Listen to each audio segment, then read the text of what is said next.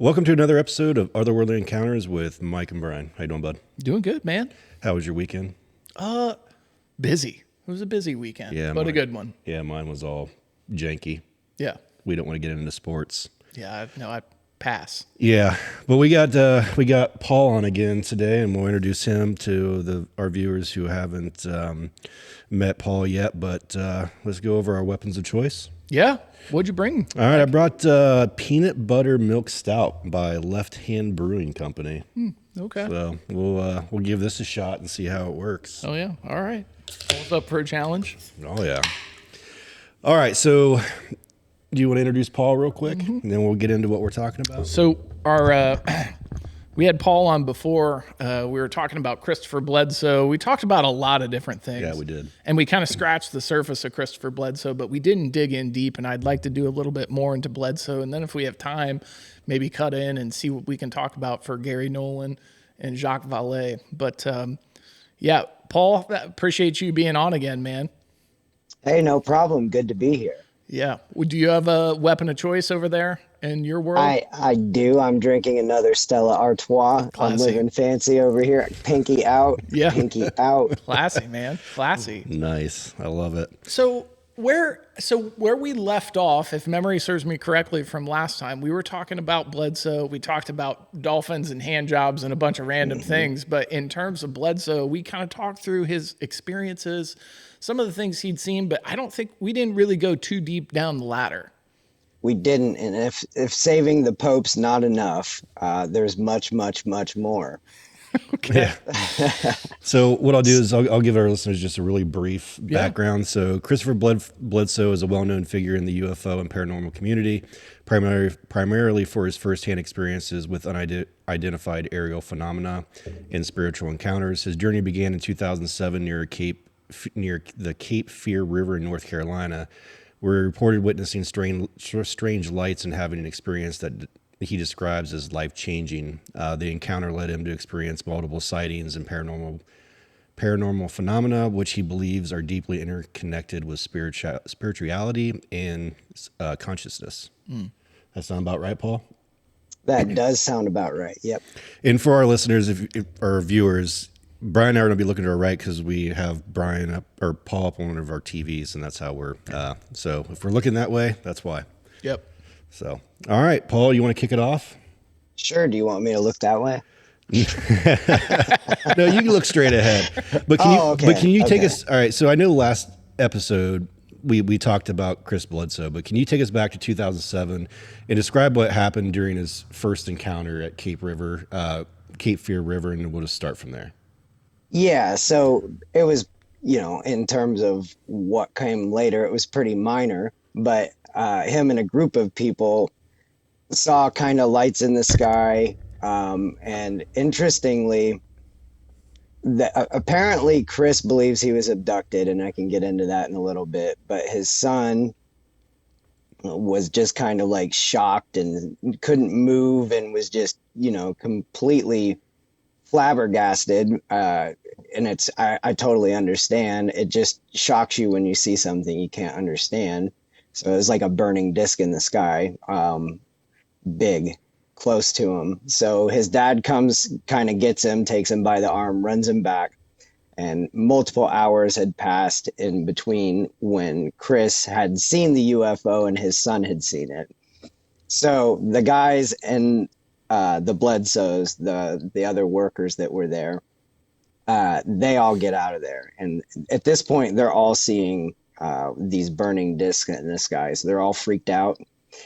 So what Bledsoe says about this is effectively from that day on, the phenomenon never left him. Like it had followed him and came home with him, basically. And then when he reflects on it more, he thinks that, kind of his whole life has had some odd kind of hand in it. And I can get into that too if you guys want to talk about the many times Chris Bledsoe has defied death. That's also really weird. I think didn't we talk on the last podcast, Paul? You said please don't go and try and kill him, even though he's defied death so many times. or contact him. Yeah, yeah, either one, Well, either one. you kind of gave it like Like Superman you're vibes. like, don't contact him, but if you do contact him, Yeah, yeah. reach. You know what I mean? Yeah, yeah. Well, So which one is it? Is it do not, or if you do? so you probably shouldn't do it, but I secretly, I'm like psychically trying to reach him right now. So Gotcha. I'm waiting Okay. for the invitation. And why I say this, so there is a place called the Monroe Institute, and it studies consciousness. And he has been to the Monroe Institute. They studied his brain. They studied him, and he's been through a number of courses. And this is actually where the whole Third Eye Spy program kind of went to study and train, and consciousness studies are done there. So they do like astral projection and other courses where you can go and take classes. You can even stay there. It's kind of like Hogwarts. So he goes and he stays there and he's taking courses. And I think it was over 200 people saw orbs. Like he just pointed them out at the sky. So like where he goes, they follow, and he can produce results apparently. And that's one of the reasons why there's so much talk about Chris Bledsoe. There's results. So I haven't seen that, but that's a bold claim, and it's in print. I mean, this is something the audience can look up. Paul, It's just odd. is this something, and I know we didn't talk about this in kind of the lead up to this podcast, so if you don't know, that's okay. But it's interesting when we're talking about studying the brain. We talked last time about Gary Nolan and some of the work that he's done. Do you know, has Gary Nolan ever interacted with Christopher Bledsoe? I'm not aware of it, but it would be interesting if he has. I'm not gonna say for sure. I can't 100% say yeah, but I would almost guarantee it. I know Diane Pasulka has talked about him a little bit, and there's a nexus between Tim Taylor, Diane Pasulka, and Chris Bledsoe. So I would assume that Gary Nolan is in that nexus as well, because he is connected to Diane and Tim. Yeah, So I know Diana. Tim Taylor, did we get into who he is? No. Like Tollman the Temp, Tollman Toll Tim Time. from Yeah. that guy. I used to forget that guy's name. Isn't that sad? Of all names to forget. So he's an astronaut effectively, and he has a number of patents that he's done in space. Really interesting guy. Has a lot of zero G patents. He's Diane Pasulka describes him as kind of like a modern day an ascetic monk. He lives a very stripped down, almost religious lifestyle, but it's apparently not like conventional in any way. Interesting guy, but he was in our nation's other space program, our military space program. So that was run, as far as I know, through the NRO, or the National Reconnaissance Office. And there's like a whole bunch of other stuff to talk about with that. That's based out of Alabama. So there's a lot of rocket stuff done there as well.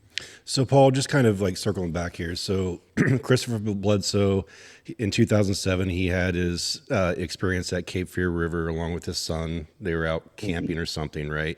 So, and then obviously what they experienced has stayed with Christopher, from that point forward. But can you, from that camping trip, can you kind of fill in these gaps until present? I can, yep. Right. So what happened after that trip was MUFON. So they do the interview with them, and then their life kind of gets turned upside down. And because of that show, there was a guy at NASA, Bill Exler, that heard about it. I don't remember what exactly his job at NASA was, but he was like, okay, well, I'm going to go. So he goes and meets Chris Bledsoe and thought he was legit. And that was like how the government kind of got involved with Chris. But before that, like MUFON ran that hit piece, right? Or MUFON didn't run the hit piece on him.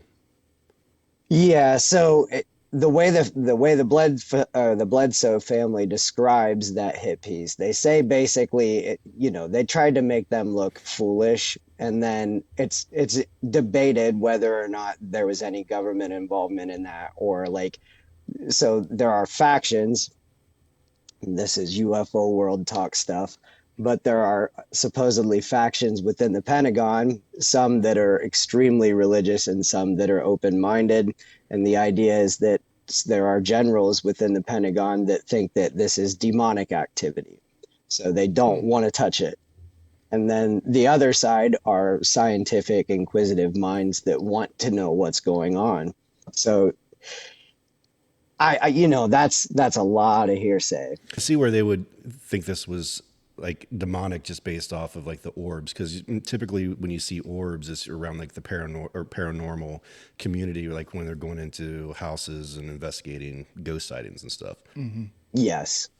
So so a lot of what other people are seeing when they're talking to Chris, or when when people witness something, it's almost always orbs, but they're varying sizes, and almost everybody that sees them, I mean, they don't show up unless the intentions are pure, apparently, right? So like that's a big thing with the Bledsoe family. It's almost like prayer. They're going to prepare ahead of time, make sure intentions are good, and ask basically to see them.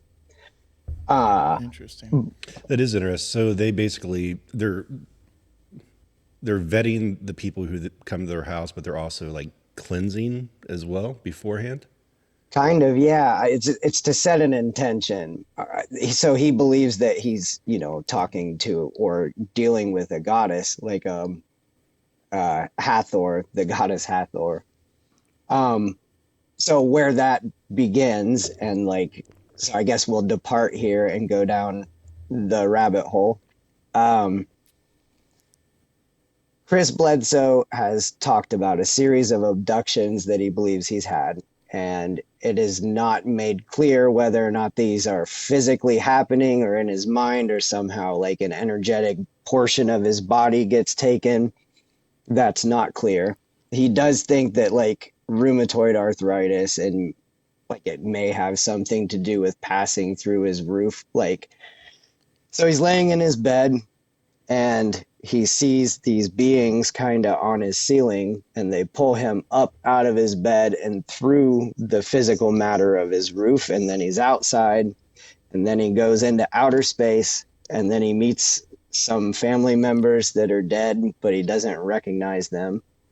And then they take him to what he believes is the Grand Canyon, and he sees this bright glowing light down the canyon walls way at the end, and he starts walking towards the end with these beings, and he describes them. I'll tell you what they look like too. He gets close to the end of this canyon and he sees the brightest light you could ever imagine, and he says he sees the most beautiful woman sitting on a throne. It paints quite a picture. So if this is authentic, I happen to like this goddess. I think she has a lot of style. I mean, that's Picturesque is the word I would use, maybe. I'm an artist, and it's just so graphic in my mind, right? Yeah. Like I can see that. But the way these beings that take him to see Hathor, they're described as almost like grays, but with machine eyes that are red, and they have triangles on their chest. And odd description, but apparently that's what brought the Defense Department to Chris's door. So it was the mention of those beings, their descriptions. And I guess that's It kind of reminds me of like Squid Games, because in Squid Games they had like the triangles and the circles and stuff on there. Right. That's like when he mentioned. Right. That's where my mind went to with Squid Games. Well, it's interesting you mentioned that, because the way Chris conceptualizes this, and aside from it being of religious origin, he thinks it's kind of like the Adjustments Bureau. So he thinks there's like an entity or organization that sits outside of time and just kind of controls things, which is strikingly similar to John C. Lilly's idea about the Earth Coincidence Control Office. Just odd. Odd coincidence. I think it's interesting, and I don't want to move to him yet, but when we're talking about what Christopher Bledsoe sees, I think it's interesting to kind of parallel that over to Gary Nolan's work. And one of the things that I thought was really interesting about what Gary Nolan said, and like his his interview that he did with Lex Friedman, you know, Lex was like, well, do you believe that, or do you think, how do I want to phrase this? Do you believe that those folks saw what they saw? And his response was really fascinating in that, and this is where it gets into the brain analysis, and they have an overactive part of their brain. That's the common theme among all these abduction cases. And he was like, is this an extra sensory perception gland, call it, it's not a gland, but that allows you to see things that aren't there? But what's really interesting is some of the cases that he described, like the one that stands out in my mind are two little girls riding in the back seat of a van. It's a glass roof. They see a craft over the top. They scream out to their mom. Mom looks up, sees the craft. The girls snap a photo, and all the photo shows, it doesn't show a craft. It shows like a 3 foot by 3 foot, like I think they described it as a star. And so the question becomes is, are the people that are able to see this, whatever this phenomena is, do they have that overactive part of their brain? And that's their like sensory perception. Right. It's fascinating. So like, how does Chris fall into that?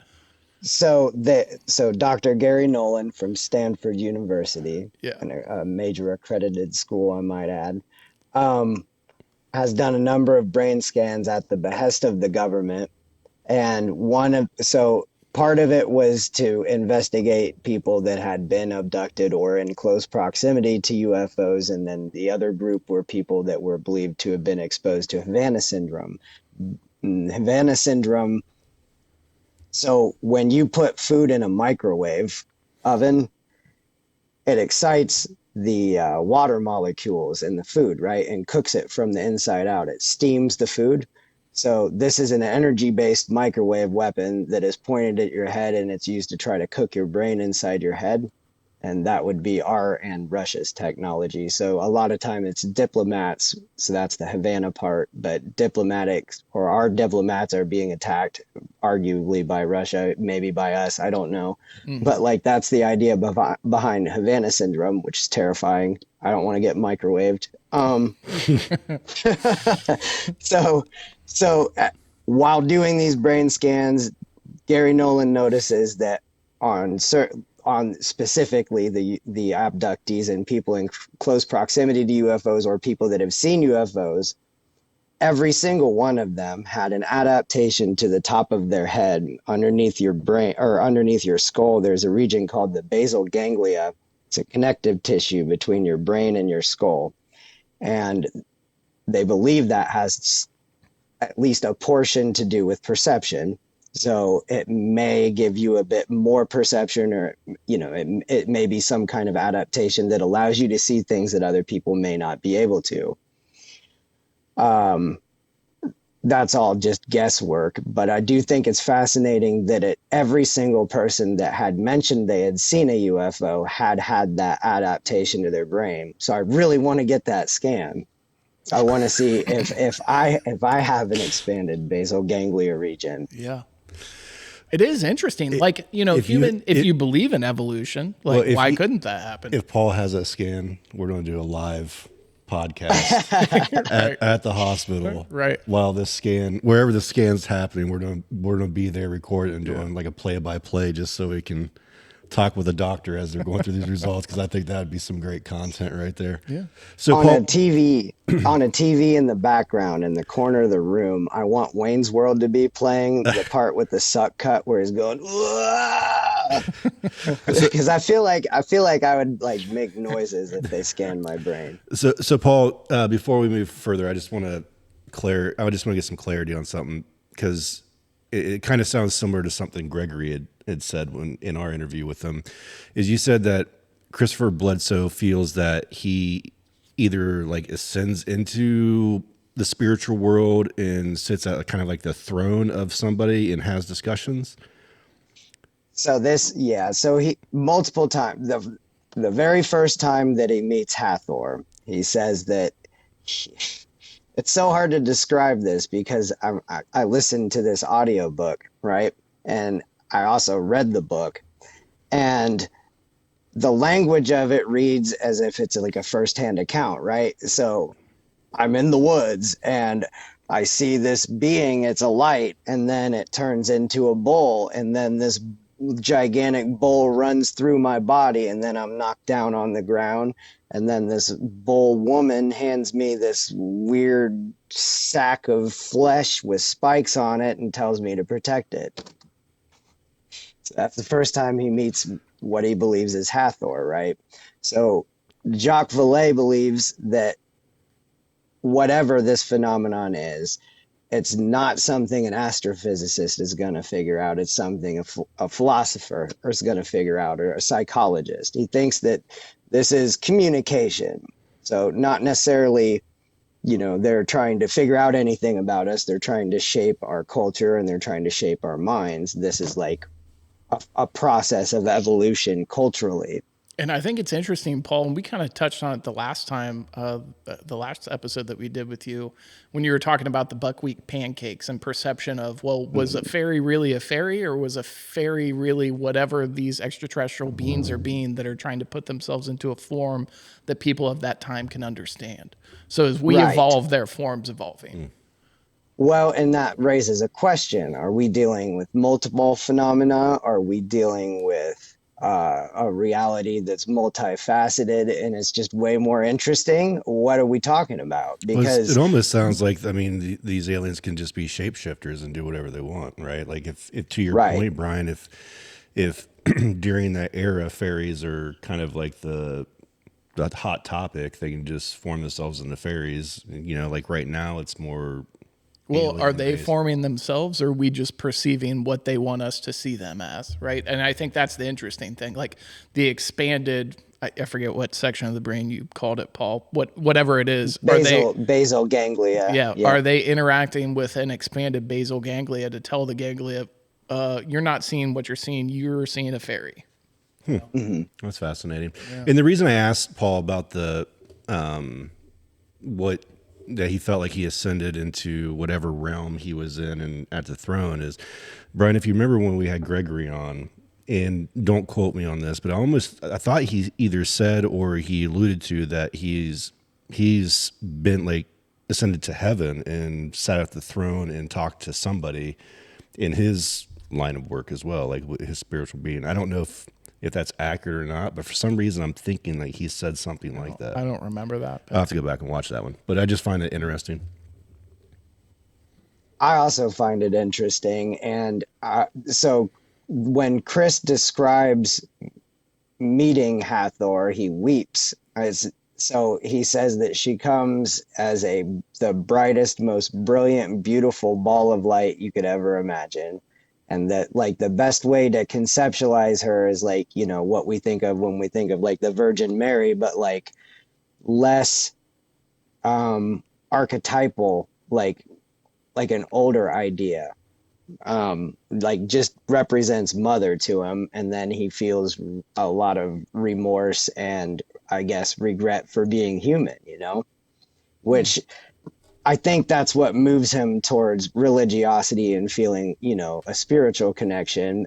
Other than that, like she has made claims like, she is Hathor, and that so that she says that Ra, the hidden one, is her keeper or something like that. And so Chris Bledsoe's son, Ryan, has a podcast, and he's done post-hypnotic regression. Chris has twice. And in his post-hypnotic regressions, he's also talked about and filled in details. So that's another aspect of this that, borders on, ooh, I don't know, because I think it's very easy to suggest things to people during regression and stuff. So I just don't know that I'm 100% sold on that idea. Mm-hmm.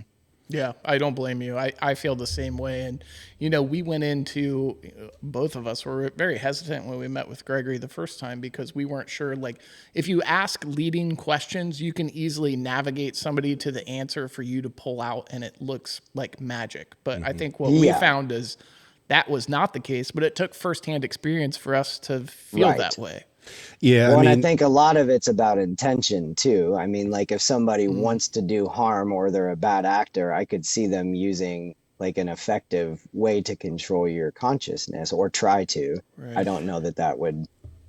Yeah. I mean, I mean, the experience with Gregory was out of this world. To be honest with you, it wasn't what I expected, and I mean, there was I just he's legit. So again, helpmegregory.com. I'll throw a little plug in there for him. But so since with Christopher Bledsoe, since you got to the point where the government reached out to him, what happened after the government reached out to him? So he formed a long-lasting and continuing relationship with. So apparently, Hathor has given him the ability to lay hands and heal people. So he's apparently healed congressmen and senators' children and a string of other children. And he talks about that in the book and talks about how people contact him to be healed. And then he goes, lays hands and heals them. So he doesn't take credit for any of that, doesn't take money for any of that. He just puts it all on Hathor. So he's like a modern day prophet. Yeah. And if you get into the Bible, there's a lot of stories about prophets, and supposedly before the apocalypse, there's like two prophets that roam the country and can breathe fire. And I haven't seen Chris breathe fire yet, so that's good. But that would definitely make the news. Yes, it would. And dolphin hand jobs and all. I mean, things are spiraling a bit, Yeah. All right. So what is Christopher's role within the government? Like, what's he help them do? Or are they just studying him? So he's the most studied UFO experiencer in human history. He has connections with everybody that was within our government that has been a part of that program. So Lou Elizondo, there's a guy that they called Axelrod who subsequently took over after Elizondo, and then David Grush had Elizondo's job. All three of those guys know who this guy is. Tom DeLonge knows who this guy is. I would have to assume that a lot of the 2017 stuff has to do with this guy because seeing is believing. So I have a feeling a large number, Colonel Alexander saw an orb with him, changed his life, it changed his opinion.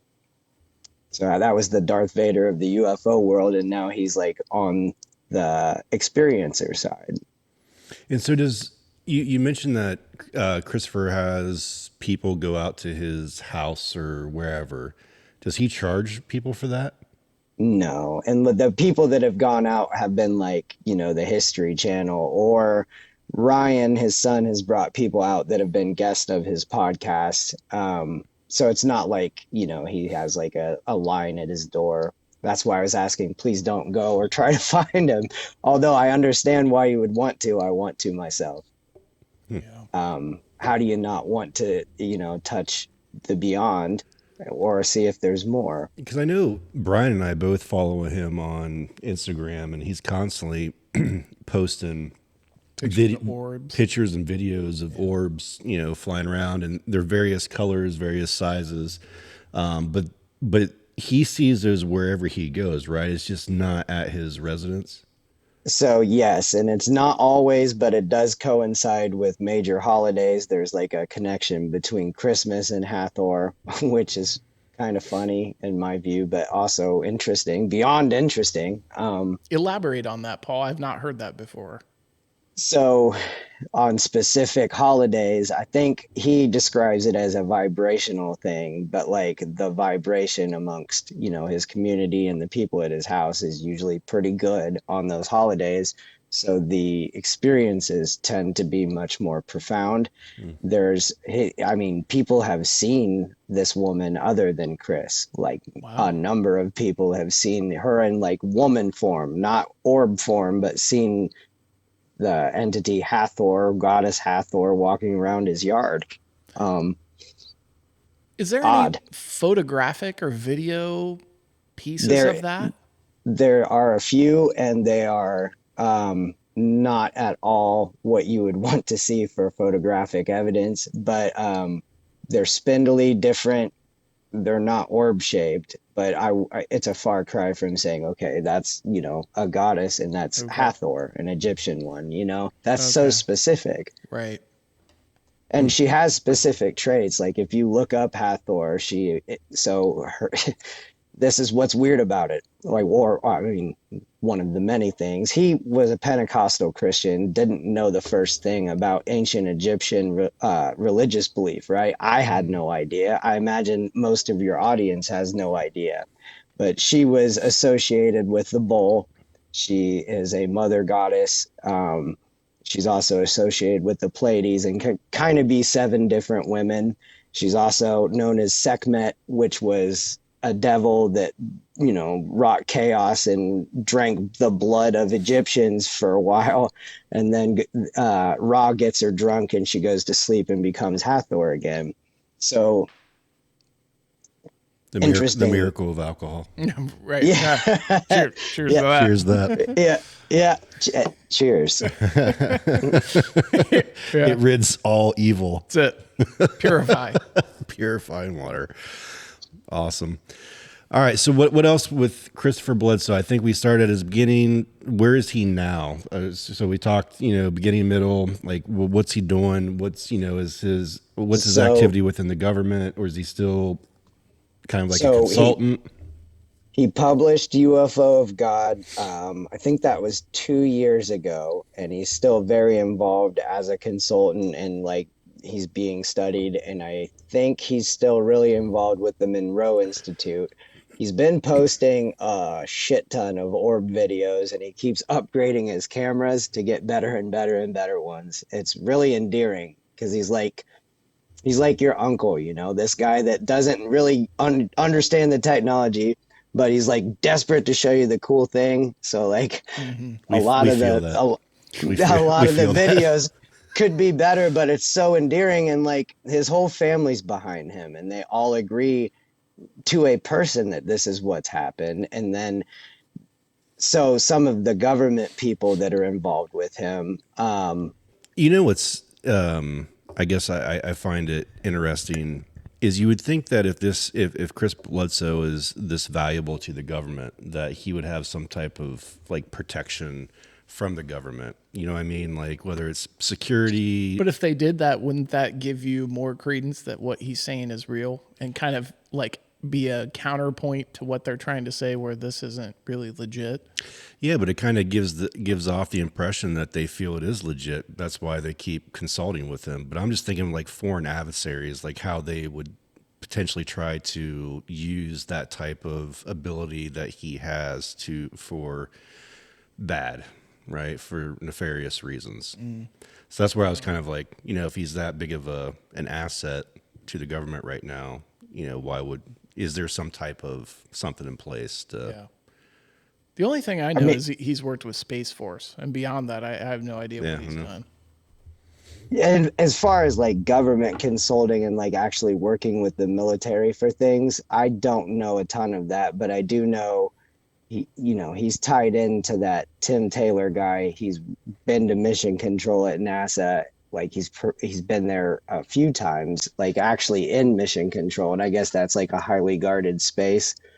But I just think it's really, really interesting that he has all these crazy stories that are so outlandish, but yet there's elements of them that the government has cherry picked, or at least certain people within it and within the UFO community, and said, oh no, this is absolutely legit. It's odd to me.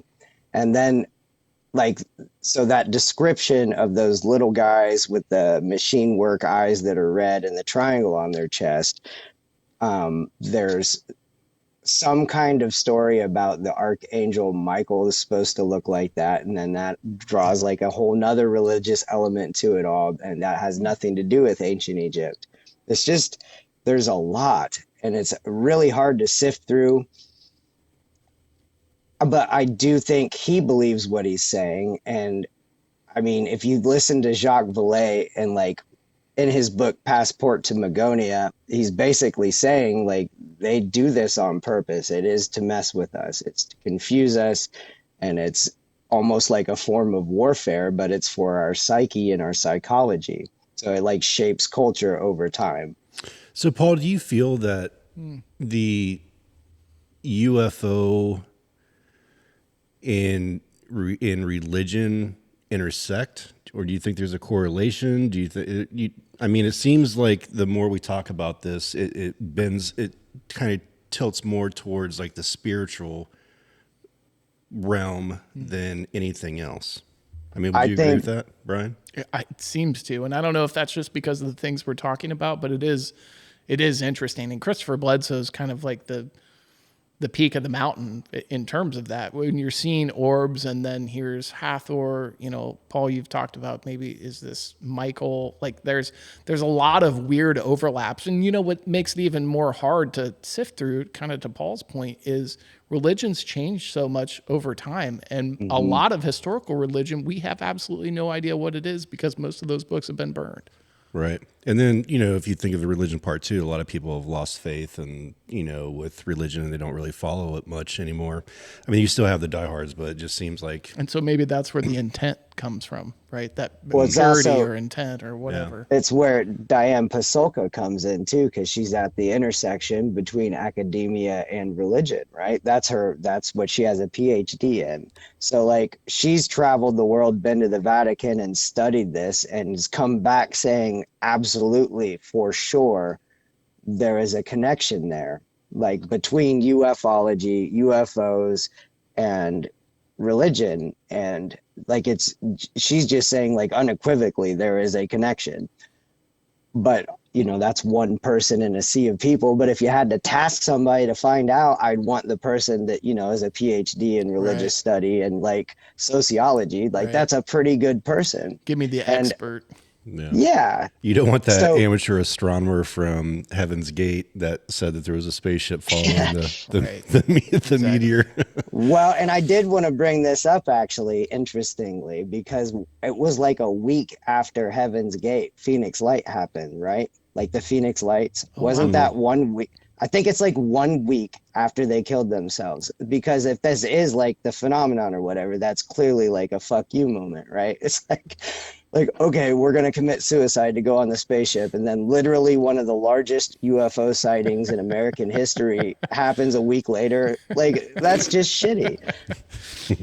Terrible joke. So like thumbing your nose at them. So Diana Pasulka, I know because like she talked about it when she did Rogan. It was interesting. Her and Gary Nolan went out to the New Mexico desert to look at what they called the donation site. And they went around with a metal detector and found these materials. And I think I don't really know. And Paul, I'm curious if you can educate me a little bit more on it. I think Gary Nolan collected some of those, but I think ultimately it went to Jacques Vallée to study these metamaterials. Yeah, and so a lot of metamaterials are getting passed around in the UFO community, and they're from various different sources. But yeah, and the biggest thing to note about what they've found out when they studied that stuff is that it appears to be built at a molecular level, like layered molecularly. So it's a mixture between beryllium and what's that? It's a type of element when it makes crystals that are really, really square shaped and intricate.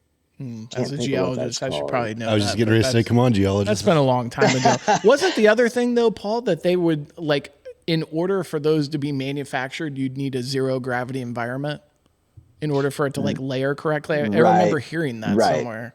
Right. And so the idea was that they would work really, really well as a very high energy, actually an ultra high energy waveguide. So in other words, you could hit it with a really high frequency radio signal and get it to levitate. So they were saying that it was like the skin of a craft. Interesting. So Paul, last episode, you said that Christopher Bledsoe believes in what he's saying is true, and you believe that Christopher Bledsoe is being truthful, correct? Correct. And so with all this information that we've talked about, you still feel that he's legit? So I feel like he's legit in the sense that I don't know, like if you were hanging out with him the day he got abducted, that you'd see him leave his bed. I don't know that physically, but I don't think that makes a difference when multiple people are seeing things, phenomena that doesn't make sense, that is clearly trying to communicate with us, right?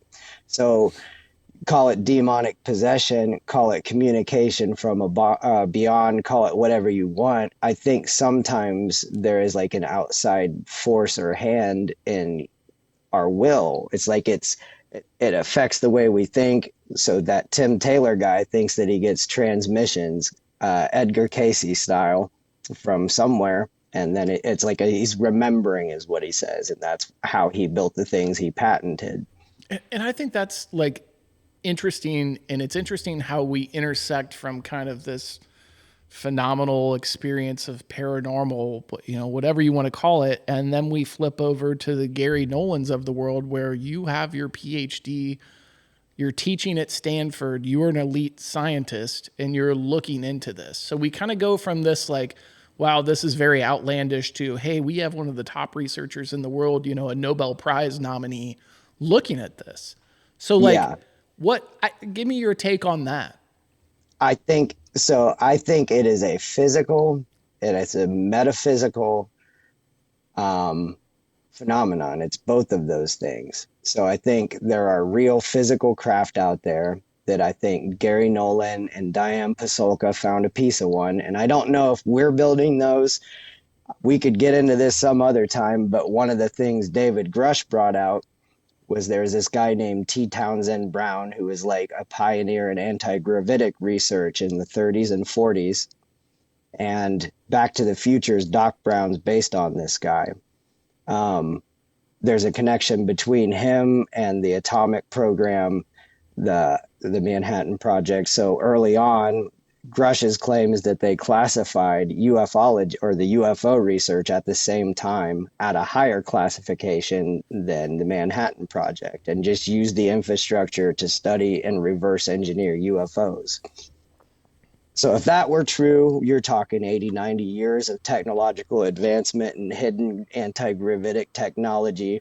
And then it's like, I don't want to believe that at all. So, Paul, I know like a ufologist has been thrown around quite a bit. Is that a legit degree, or is that just anybody can just say, "Hey, I'm a ufologist"? Somebody that studies UFOs.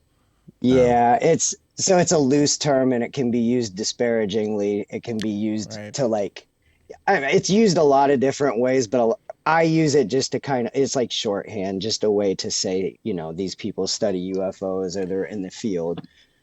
So to our viewers and listeners, if someone says they're a ufologist, they really should probably do their homework in that individual to find out if they're legit or not. Is what you're saying? Absolutely. Okay, that's fair. Mm-hmm. The stuff that we're talking about now, I've spent a disturbing amount of time looking into, and I mean, it's hard to make heads or tails of anything anymore, but this stuff is backed up by evidence. There's documents that go back and you can look at all of it. So like the stuff we're talking about is documented and multiple people have seen it. So it's, we're kind of looking at, it's not anecdotal anymore. We're looking for ways to disprove this stuff.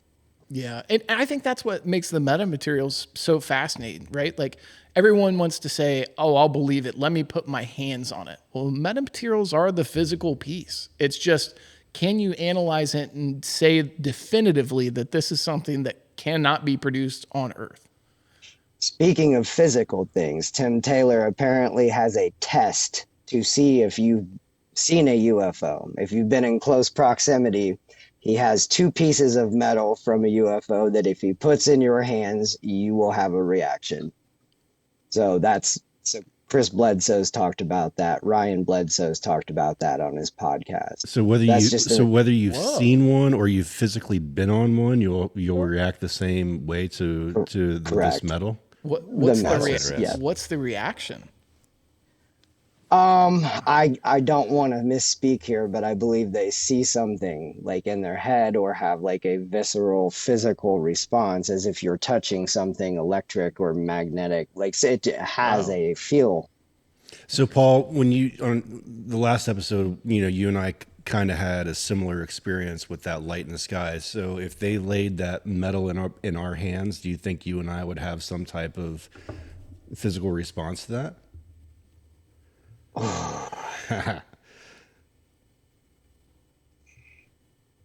I want to think I would. I think I saw something extraordinary, but I mean, isn't that what you would think? I mean, we all want to see something special. I freely admit I want to. Uh, I hope so. I'd like to think so. Yeah, I I don't mean, know. that for me, that means, there's way more going on in reality than what we'd ever imagine. Yeah, I don't know. I don't know how I'd feel about if he came and placed the two medals in my hand and like, and I had a whatever reaction he was looking for those medals. I don't know how I'd feel about that. Just projectile vomit. Probably I curl would, up in the I fetal would, position and cry because I would I saw probably get something. into like dolphin research or like try to figure out how to communicate with whales, I would think. So, so Paul, how did Gary Nolan become so notable within the UFO community? That's actually a really good question. I don't know where his entry point was, how he got started, but everybody we've talked about, every single one of them is a UFO experiencer. So Gary Nolan's actually experienced a UFO. Yeah, Okay, what was his experience? Did you already talk about it? Did I miss it?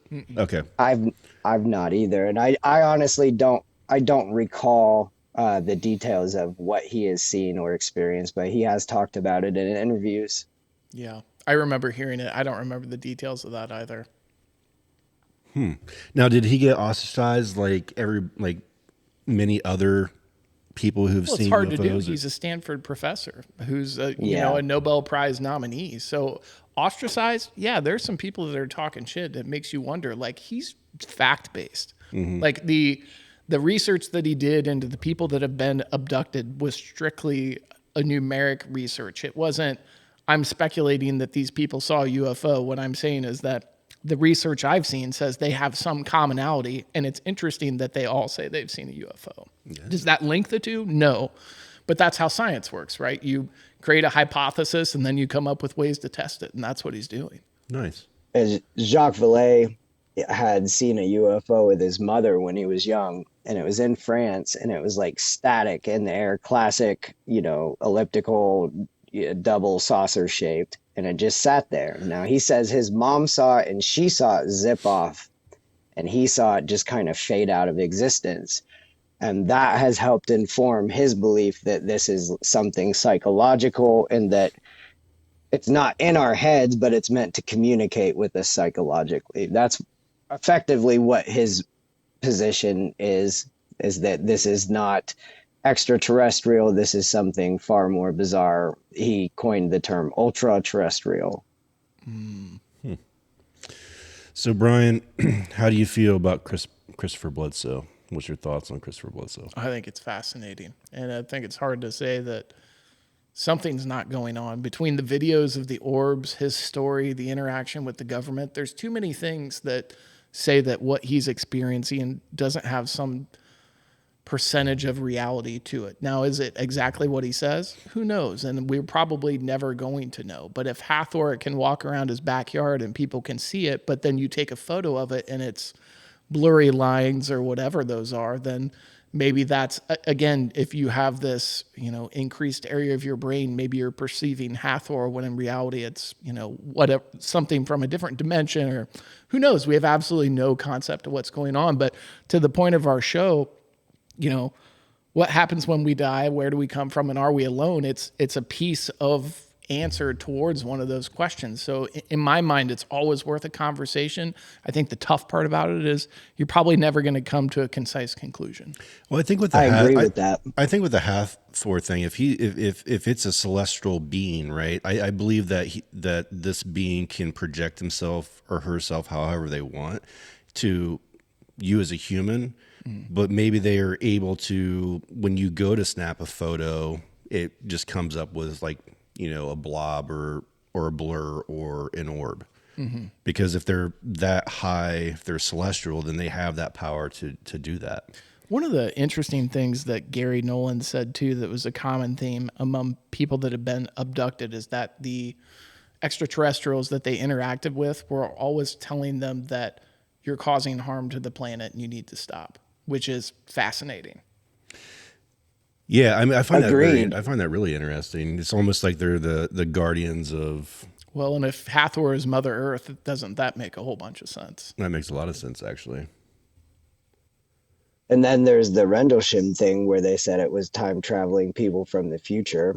And then it's like, well, I mean, if you're gonna time travel, be from the future, and then try to warn people. Another common theme, like the aerial school UFO thing, and then the elementary school one, they were telling the kids that we forgot how to love.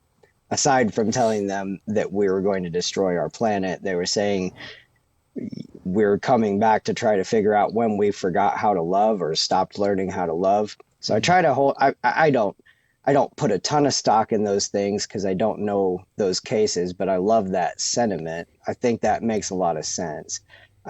As the world gets more technologically advanced and we get like more drawn into our phones, I think, real conversations with human beings, looking in their eyes and experiencing life, is more and more and more and more and more important.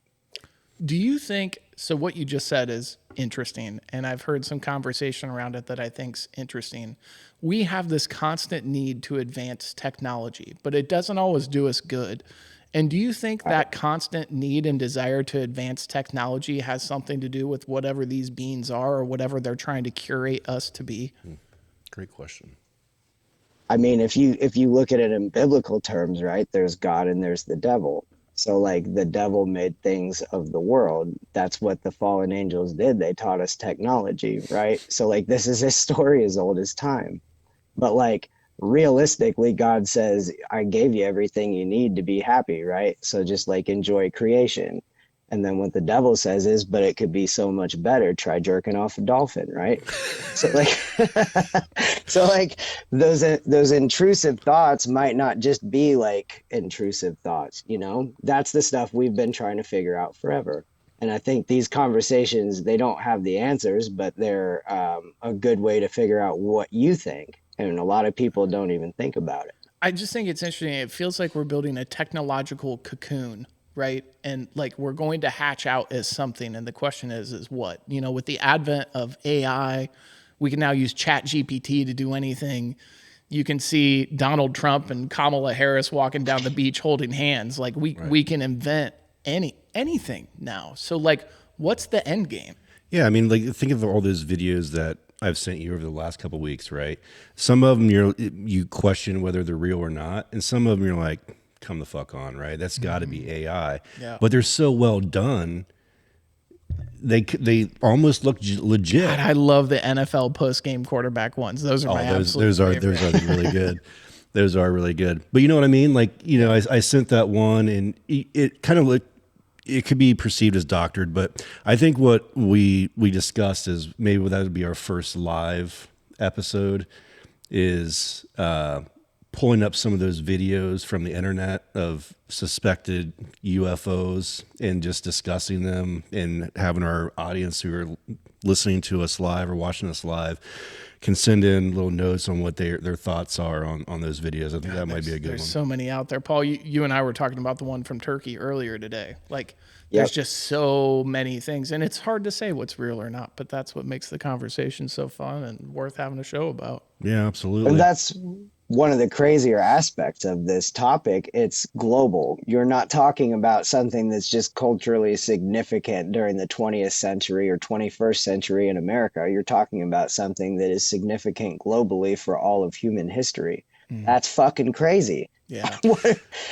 Yeah, if you put it that way, it is actually kind of astonishing if you think about, going all the way back to World War II when they recovered that craft or before it started to even going all the way back to times of the Greeks, right? And Yeah. paintings depicting wheels of fire in the sky. Look at Göbekli Tepe, right? They had Göbekli Tepe's like 11,000 BC, and they had friezes of the constellations carved into the pillars. It's like, what are the odds of that, right? Why would they have the zodiac on those pillars 11,000 years ago? Yeah, when we're supposed to be a hunter-gatherer, society.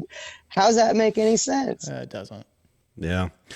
So I guess my thoughts on Bledsoe is I have no reason to not believe what he has to say. I mean, he posts this stuff daily, it seems like, or weekly, these orbs, and they've got they're not all the same. So, and they don't look AI generated to me. So I don't know, man. I think that he may. What kind of skeptic have I you know, turned man. into? No, dude? I changed it. I am not a skeptic because I don't believe skeptics are open minded. I believe a skeptic is very closed minded, and they will not look at evidence or any type of stuff like that to change their opinion. I like to be that neutral, that tweener, that with the right persuasive argument that I could potentially lean into a little more. And that's kind of where I'm actually leaning with some of this stuff is, I mean, I'm going to call bullshit where I think it's bullshit, but I think Bledsoe, I think some of his stuff is legit. Now, the whole healing stuff, I don't know about that. But I mean, what he posts online, I think is legit. Well, I also think there's a lot of power to like placebo, and there's a lot of other things that go on with like, just the power of will or like just weird coincidence. I mean, life is so bizarre and it's so multifaceted. It's hard to pin anything down and say, no, this is just real. It's really hard. I mean, shit, Brian, you and I are going to be going to a Bigfoot conference next year. It's true. So, I mean, that's something I've never, ever thought I would ever even think about doing. Got to open your mind, man. Yeah. So, and hopefully we'll be able to live stream or do some type of a podcast from that. Well, every time we talk to you, I feel like we don't get to all the things that we want to talk about. Like I wanted to talk about Jacques Vallée, and we just really we like mention him, but we never get into it. But it's good conversation. There's just too much shit to go. The depth of the topics. There's so much to cover. Let's pose a challenge to our viewers. Okay. We need our viewers to come up with a good, because we want to obviously have Paul back on, but we need something like we're going to have Mitchapalooza, which we're going to have at some point, right? Figure that out. So we need a title for Paul's episodes. So we need you as viewers to give us some ideas on what we can start calling these episodes with Paul. Okay, I like it. Paul, do you have anything that you would like to start them out with to see if it better not be episodes with Paul. That's the one suggestion. If you say that, if you type that is not it. I guess other thing. I guess we could always what we'll do is if we have at least 10 responses, we'll take those responses and we'll do some type of a poll. Okay. And then we'll let people decide on like which one is number one, and we'll roll with it. Okay. And you're just going to be stuck with it, Paul, whatever they decide. The dirtier, the better. Hit me. I wouldn't be shocked if it's dolphin hand jobs or something in that realm. I love it. All right. Well, Paul, we really do appreciate you being on again. Again, you brought some valuable insight. I learned so much from our discussion again today. Brian, do you have anything you want to add? No, appreciate you being on, Paul. Appreciate all of our listeners, our viewers out there. You know how to get a hold of us: Instagram, Facebook. Reach out to us on our email. We'd love to hear from you. We want your beer recommendations. Give us your music recommendations, and most importantly, give us your questions that you have that you think we'd like to cover, and then stuff that maybe you've got a story, and maybe that's something we can cover. Yeah, absolutely. Write in our email, otherworldlyencounters2024@gmail.com. We're on Instagram, like Brian said, Otherworldly Encounter Podcast, if I remember correctly. We forgot the S on that one. Yeah. Pip. Yeah, Pip. She's on the Pip. And then obviously we're on Facebook too. And our Facebook page has grown a little bit. We have some paranormal groups that are now following us, and we're following them. That's pretty exciting. We're having some cool conversation. What's exciting about this is we're opening doors to different groups and different people. And I like staying inquisitive. I'm curious by nature, and I don't care how weird it is. If it's good conversation, I want to hear it. Yeah, and I think that's the cool thing. I mean, we're otherworldly encounters, right? So that can mean all kinds of different stuff. Do we want to focus on aliens, UFOs? Sure. And do we focus on paranormal? Awesome. But there's so many other fascinating things that you can fit into otherworldly shit. Yeah. Like the 6-foot cockroach out there in California. Stay weird. We'll stay weird with you. Absolutely. All right. Until the next time, keep your mind open, your eyes on the sky. You never know what's going to fly by. And with that, we'll catch you on the next one.